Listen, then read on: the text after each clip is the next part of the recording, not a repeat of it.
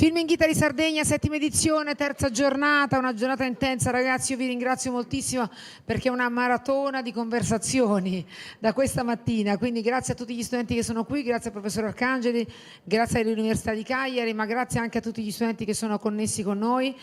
Thank you so much today to be here. This is the 3rd day, and we have also 23 schools connected with us in all Italy. You know, Milano, Naples, Lecce, you know, all the school of theater and cinema.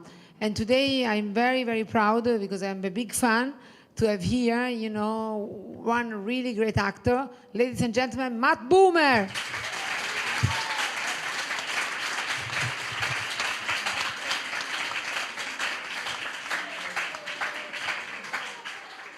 Thank you also Jacopo Mosca that will do the conversation. Thank you, Tiziana. Thank you, Tiziana. Hello, Matt. Welcome. Hello, Jacopo. As an introduction, we would like you to tell the students how did you realize you wanted to pursue this career? When did you realize you wanted to be an actor? Well, first of all, thank you to everyone for being here. It's an honor to be here at this festival. Tiziana, thank you for having me. Thank you for showing up today. Does everybody understand English? Yeah. Okay. Probably a lot better than I understand Italian. When did I first, I think when I was young, I always had a really active imagination and was really interested in acting, storytelling, all those things. And then in 6th grade, when I was maybe, I guess, 12, they had an elective at my school to do theater arts. And it was basically an improv class. And so I studied in that. And then I started working in the theater professionally when I was 18. And then I got a scholarship to art school and just thought I would do theater for the rest of my life. And then it ended up going in multiple directions. So you are one of a kind actor. You can do everything, and you can also you also love musical. You like to sing. This is something that I'm not a great dancer. I try, but I'm not that great.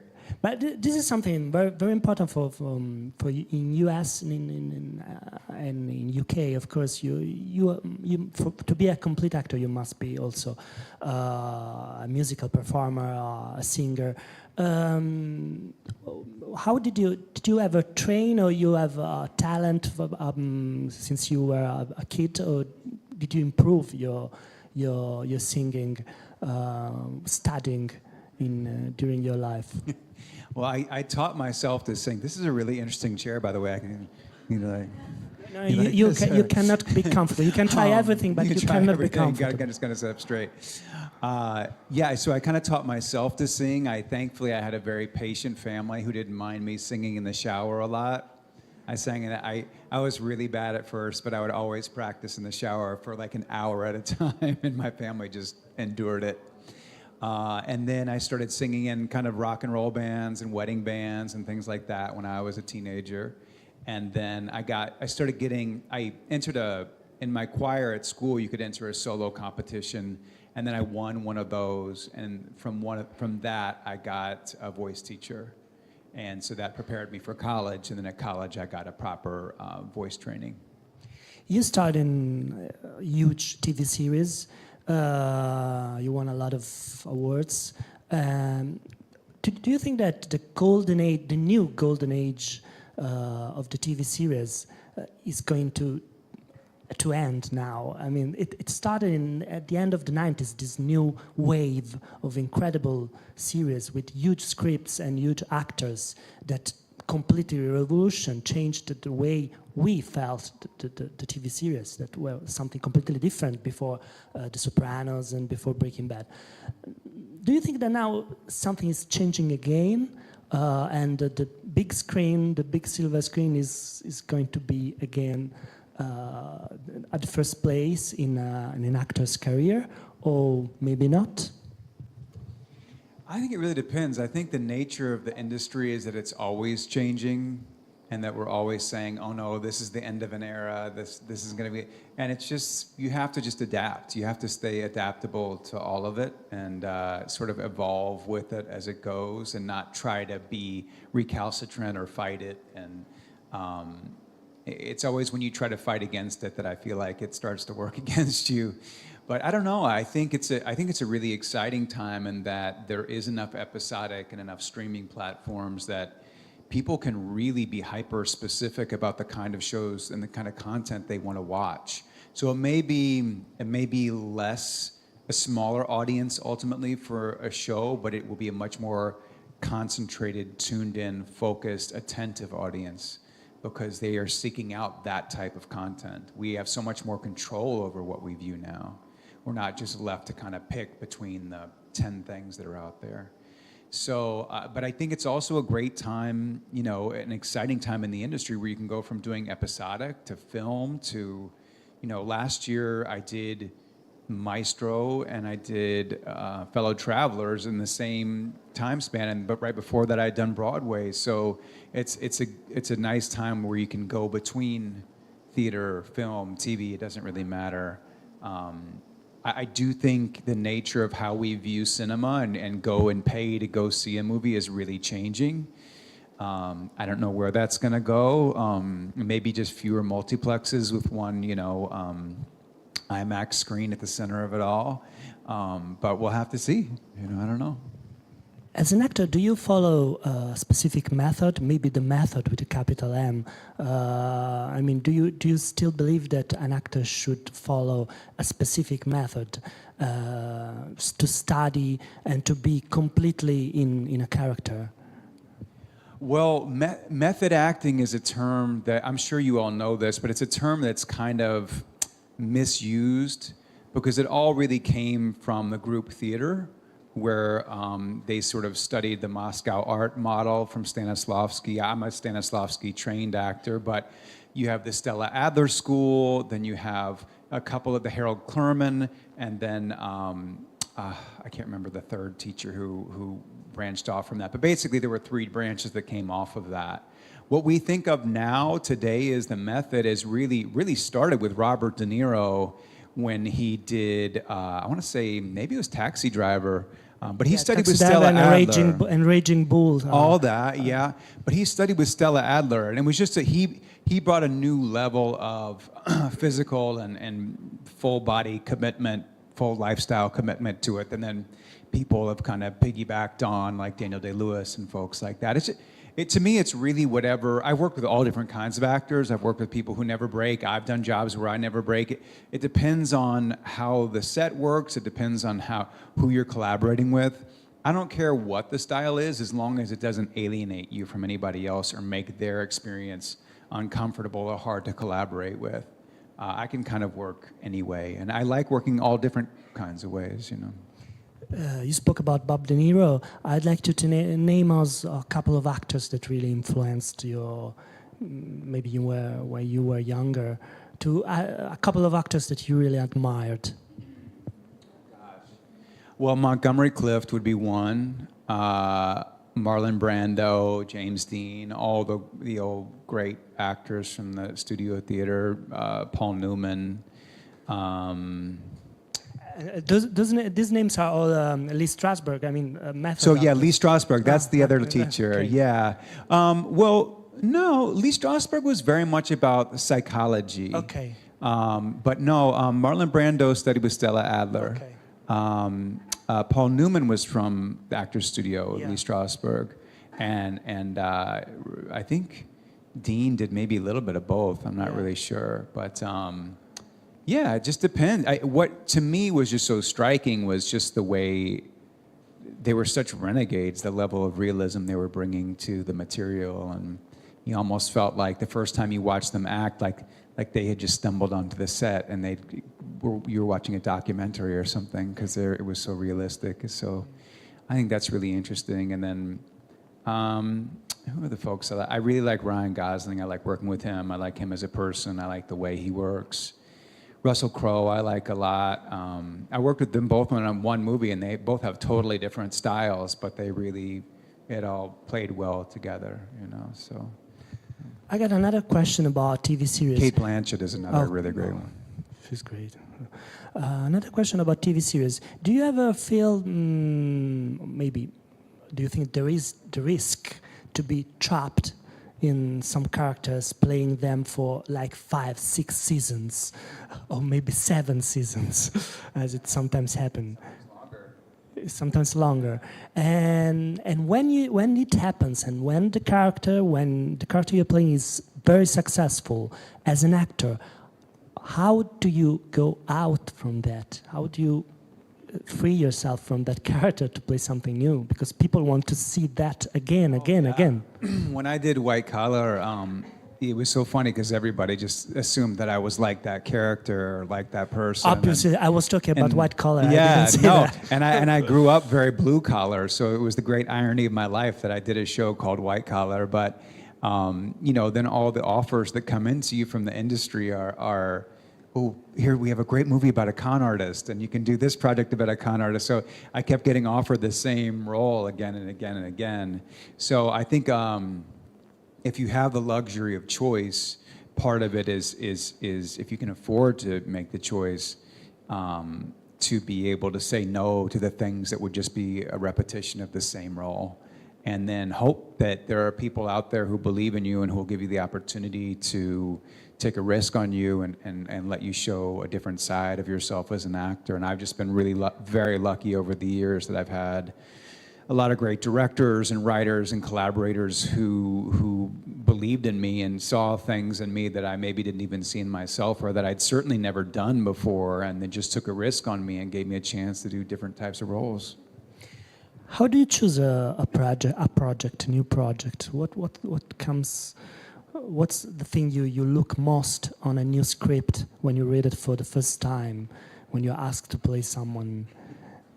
Well, I have 3 kids who have to pay for school and life and everything, so there can be a lot of different reasons. But if you're talking about purely as an artist, what are my reasons?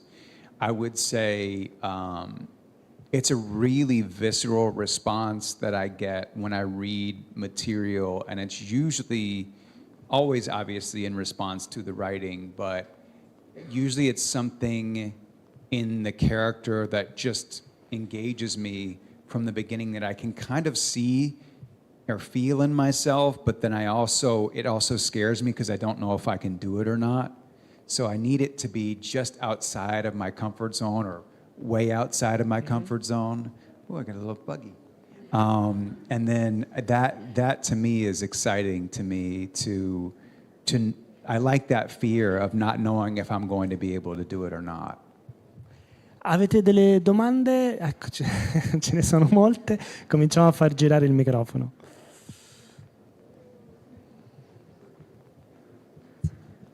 Hi, Matt. My name is Arianna. It's such a pleasure to have you here. It's like a dream. It's always so hard not to cry when I talk about you.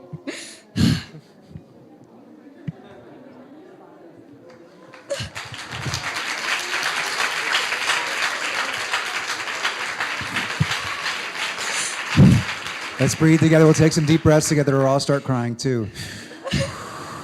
Okay.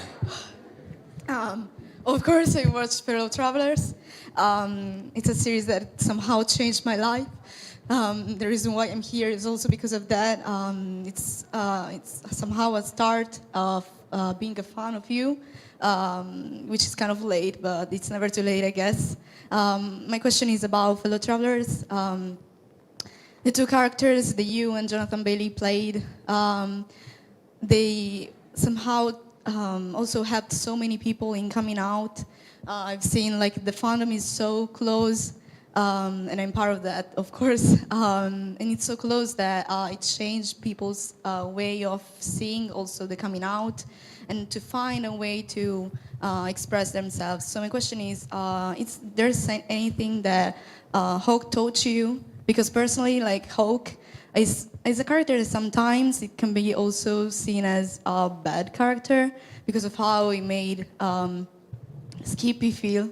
But I also see so much inside of him, the fact that he didn't really find the time to express himself. So my question is there anything that he taught you? Because personally, he told me that it's never too late to be yourself, also to your close ones. The final scene is just insane because the way he finds the time to express his love for Tim somehow, and also to his daughter, but also Tim himself, I guess that I'm sorry, I'm talking so much. But yeah, this is the question.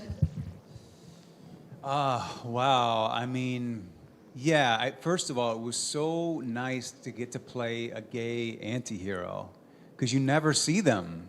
Typically, most of the LGBTQ characters that we get to see are, they're either long-suffering or they're the victim or something like that. So it was nice to play someone who had, even though some of his motives might have been questionable, really took agency in his own life and was a rebel and was an iconoclast and really had his own love language that was very complicated and had a lot of very severe boundaries. Obviously, the cost to that. So I would say what I learned from him was twofold. It's kind of both the things you mentioned. It's to not be afraid to be a renegade, to not be afraid to go against the system if it's what you have to do to survive and thrive and live the life you want. But at the same time, don't go so far down that road that your heart closes, that you can't have the experience of real, authentic love, you know?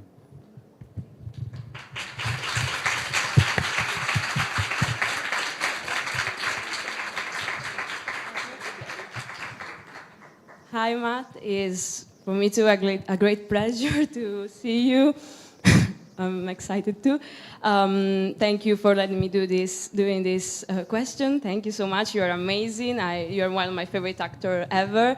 And my question is, in your opinion, has fellow travel changed the way the cinematic industry sees the, I don't know if I can say LGBT community or world?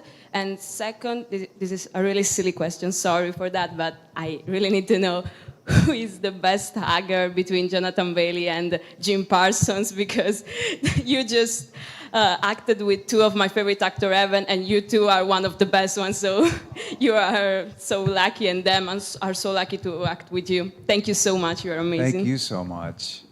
Where are you from, by the way? Sardinia. Oh, nice. There. Are you from Sardinia as well? Nice.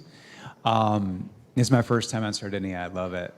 I actually flew into the north and then I drove down to the south, which was really scary.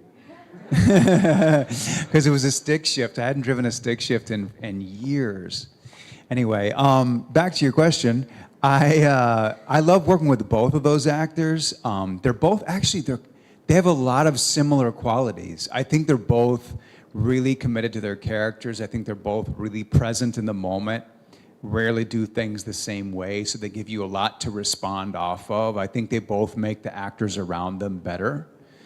And I think they're both just top-tier talent. In terms of the industry, I don't know. It's such a weird time because my only concern was, my hope was that we were able to do some justice to the story and let the project be a success, because I wanted to make sure that other people who came after me had an opportunity to tell their stories and get their projects greenlit. But then, of course, we ran into this huge strike where everything in the industry kind of came to a screeching halt in some regards. So I guess we'll have to just wait and see what happens, and if this does open the door for more LGBTQ themed projects. I hope it does. That was always my hope.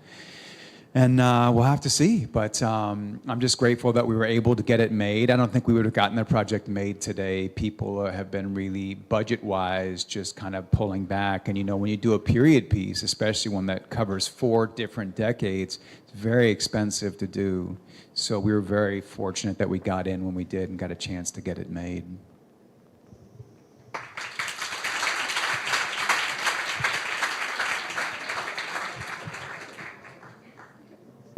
Hello. I would love to know if you would like to work with an Italian director or if you would like to work here in Sardinia, maybe filming a movie. Would you love to do this? Yes, is the short answer. Was that my microphone or yours? I don't know. Yeah, I mean, yes to all those questions. I would love to work in Italy. I would definitely need to work on my Italian. I can speak Spanish, but I can't speak Italian. But yeah, all of those things would be really appealing to me. It'd be fun to do a Western in Sardinia. Didn't they used to do a lot of Westerns here? Like in the western side of the island, maybe?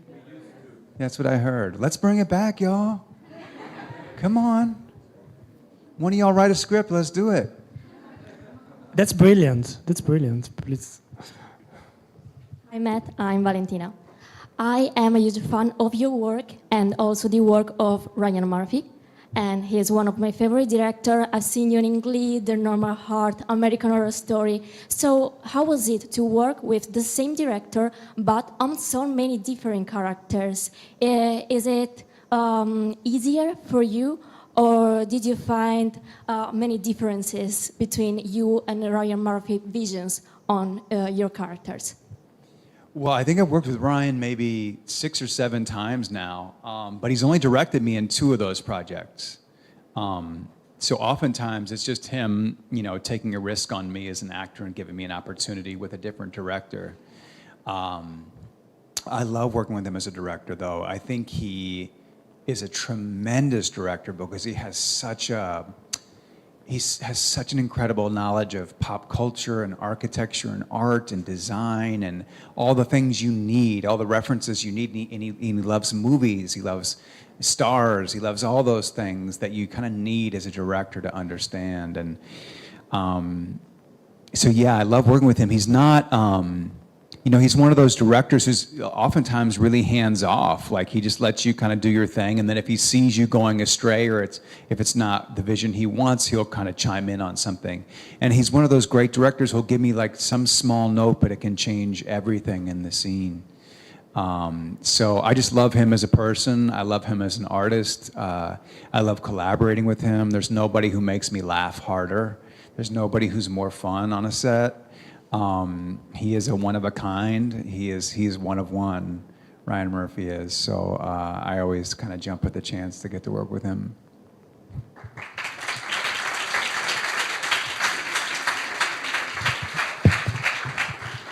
Hi, Matt. My name is Luca. So I've read your interview where you talked about not being given the role of Superman because of your sexual preferences. And I've also learned about many other gay actors having to hide their sexuality in order to be given any kind of role. So my question was, how did it affect you? And most importantly, do you think the industry is still rooted in homophobia, or is there some kind of progression going on? Thank you. Thank you. It's a hard question to answer because, I understand what you're saying, the sentiment you're saying. That's actually not what I said, if you ever listened to the interview. The challenging thing about answering any kind of question like this is that the press will chop up everything I say down to one word and make it whatever headline they want to make it, whether I said it or not, just to be clickbait, so that they get more views of their interviews. So I don't really discuss it anymore. It's something that happened over 20 years ago, obviously affected me, and I want to look forward, not back. I don't want to think of myself in context of like where we are, where we're going. All I want to do is think of myself as an actor going forward, honestly, and not think about where I lie in the grand scheme of things. And I understand your interest, and we could talk about it and sidebar about it for hours, but I just have to be really careful speaking about it publicly because journalists are so desperate for headlines and content that they will bastardize every single thing I say about it and then try to turn it into some victim story. And I don't think of myself as a victim. I'm actually really grateful that I didn't play Superman because I think it's such an iconic role that it's very hard for anyone to divorce their idea of you as an actor from that role. I feel like even though I have a lot more money, my career has been a lot more varied and I've gotten to do a lot more different characters because I didn't play a role like that. So, thank you.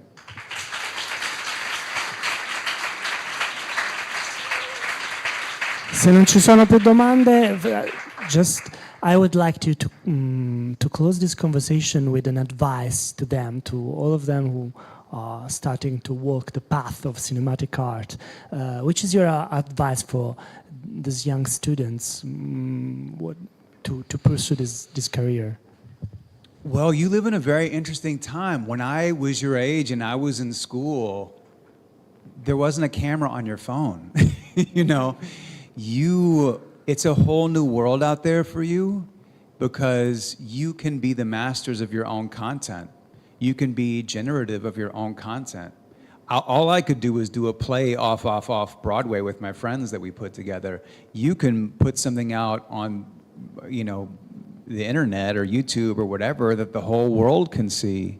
So I would say, do your best while you can to not just wait on the industry, but also continue to challenge yourself and educate yourself. Even when I was starting out in the industry, whether that means, you know, you're making something that you put out online or just going to a class and continuing to study. Even when I was doing jobs that I wasn't that crazy about when I was first starting out, I made sure that I stayed in acting class with great actors in New York so that I was continuing to grow as an actor and learn the craft. I think we're so lucky. It's a craft that you can spend a whole lifetime learning. And I don't, you know, for me, I don't feel like you really even start to understand or have some real agency over what you're doing unless you're a prodigy until you've been doing it for quite some time. So I would say if it's what you love, just stay with it as well. When I was young and I was about to give up because I just didn't like the jobs I was getting and things, sometimes it's right in that darkest place where then opportunity comes through. So just stay with it, keep studying, keep creating your own content so that when the door is open for you and you have an opportunity, you're prepared for it. Yeah, and I wish you all luck. I hope I get to work with you, and I hope that I get to watch you all shine. And it's an amazing new day and an amazing new age out there where you can really take charge of your own career. So I wish you all the best with that.